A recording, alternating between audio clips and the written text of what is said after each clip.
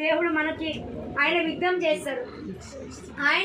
చేస్తాడు, ఆయన గొప్ప దేవుడు. బిడ్డలారా, మీరు ఎవరైతే నిందల పాలవుతున్నారో, అవమానాల పాలవుతున్నారో, నిందించబడుతున్నారో, దుఃఖపడుతున్నారో, మనుషులే చెప్పుకుంటే ఏమనుకుంటారు? ప్రభుకు చెప్పండి అమ్మా. తండ్రులారా, తల్లులారా, అన్నలారా, అక్కలారా, చెల్లెలారా, మీ బాధ అంతా యెహోవాపై మోపండి తల్లి. మనం ఏం చేయలేమమ్మా. మన భారాన్ని మనం తీసివేసుకోలేము, మన నిందల్ని మనం కొట్టివేసుకోలేము. మహిమ దేవునికే, మహిమ దేవునికే, మహిమ దేవునికే, మహిమ దేవునికే. యేసు నీకు వందనాలు, వందనాలు, వందనాలు తండ్రి. మా గొప్ప దేవా, అయ్యా మా నిందలు కొట్టివేసే దేవా, మా అవమానాలు కొట్టివేసే దేవా, అయ్యా మీకు వందనాలు తండ్రి. దుష్టుడు ఎన్ని ప్రయోగాలు చేయాలని చూసినా వాడు తీసుకునే గోతిలో వాడు పడడానికి సిద్ధంగా ఉన్నాడు. వాడు తీసుకున్న గోతిలో వాడు పడడానికి సిద్ధంగా ఉన్నాడు. దుష్టుడు తీసుకున్న గోతిలో వాడు పడడానికి సిద్ధంగా ఉన్నాడు. భయపడకండి దేవుని బిడ్డలారా, భయపడకండి దేవుని బిడ్డలారా, భయపడకండి. ఆయన తోడై ఉన్నాడు, ఆయన తోడై ఉన్నాడు మనకి. భయపడకండి, ఏ మాత్రం కూడా చింతపడకండి, ఏ మాత్రం కూడా కన్నీరు కార్చకండి. మన కన్నీళ్లు చాలా విలువైనవి, మీ కన్నీళ్లు చాలా విలువైనవి. మనుషుల ముందు కాల్చేవి ఆ కన్నీళ్లకు విలువ ఉండదమ్మా. కార్చాల్సిన కన్నీళ్లు ప్రభు సన్నిధిలో, ప్రభు పాదాలు పట్టుకొని కన్నీళ్లు కార్చాలి.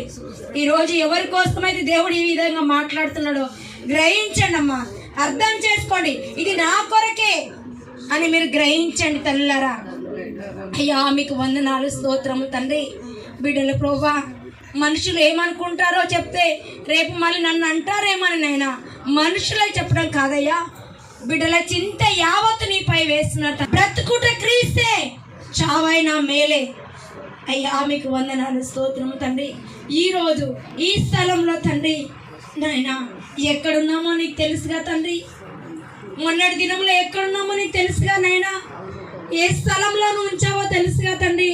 అయ్యా నిన్ను ఆరాధించాలన్నప్పుడు, నిన్ను స్తుతించాలన్నప్పుడు అయ్యా నాయనా ప్రభా ఎంత గొప్ప దేవుడు తండ్రి.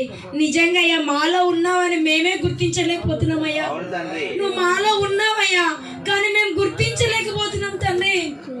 నువ్వు మాలో ఉన్నావు నాయనా, నువ్వు మా హృదయంలో ఉన్నావయ్యా, మాకు తోడుగా ఉన్నావు తండ్రి. కానీ మేము గుర్తుపట్టలేకపోతున్నామయ్యా. గుర్తుపట్టండమ్మా. దేవుడు అయ్యా అని అంటే మన తల్లి అయినా తండ్రి అయినా మన తోడు లేరు తల్లి.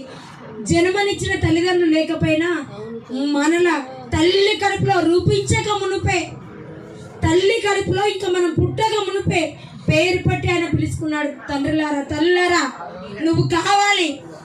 నిన్ను ఎంతగా అవమానించినా, వాళ్ళు తిడుతున్నప్పుడు అయ్యా నీ చేతులకు అప్పేసినాను, ఆ తిట్లు నాకు దీవెనకరంగా మార్చయ్యా, ఆ తిట్లు దీవెనకరంగా మార్చయ్యా అని ప్రభా అని నువ్వు అలానైనా అలాంటి ధైర్యాన్ని నాకు ఇవ్వు ప్రభా అని.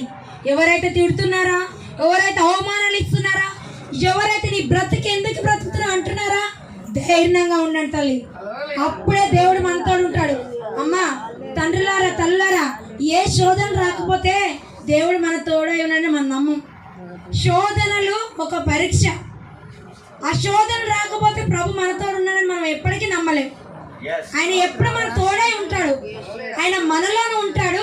కానీ ఒక శోధన, ఇక చావు, అయ్యా నేను బ్రతకలేను ప్రభా, నువ్వు నాకు చావు ఇవ్వు ప్రభా అని అన్నప్పుడు ఇక నేను బ్రతకడం వేస్ట్ తండ్రి. ఈ మాటలు, ఈ నిందలు, ఈ అవమానాలు నేను తట్టుకోలేకపోతున్నాను ప్రభా.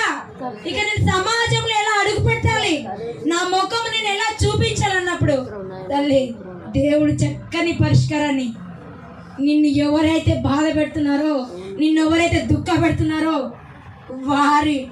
వారు తీసుకున్న గోతిలో వాళ్ళే పడతారు. మనల్ని ఎవరైతే కన్నీళ్ళు కారుస్తున్నారో, మనల్ని ఎవరైతే అన్నం నీళ్ళు లేకుండా చేస్తున్నారో, మన పతనమాలు కోరుకుంటున్నారో, అవన్నీ కూడా మనకు దీవెనకరంగా మారుస్తాడు.